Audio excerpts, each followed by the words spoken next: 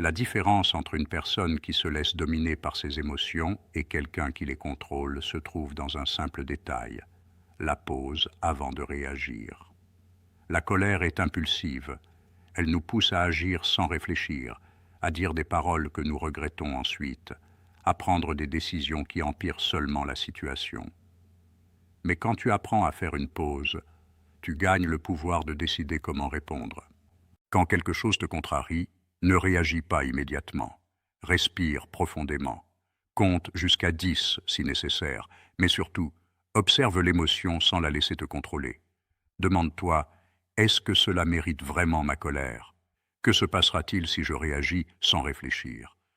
Comment me sentirai-je après?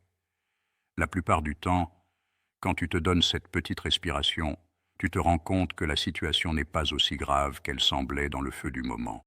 Si quelqu'un te crie dessus, tu peux le voir comme une attaque personnelle et réagir avec rage. Ou tu peux faire une pause, respirer et reconnaître que le problème n'est pas le tien, mais celui de l'autre personne. En t'arrêtant avant de réagir, tu évites de tomber dans le piège de l'impulsion et tu gardes ton pouvoir. Le contrôle émotionnel ne consiste pas à réprimer ce que tu ressens, mais à lui donner l'espace suffisant pour qu'il ne te domine pas. Si tu transformes les pauses en habitude, tu remarqueras que beaucoup de situations qui te mettaient en colère auparavant te glissent maintenant dessus. Non pas parce qu'elles ne t'importent pas, mais parce que tu as appris à répondre avec intelligence au lieu de réagir avec impulsivité.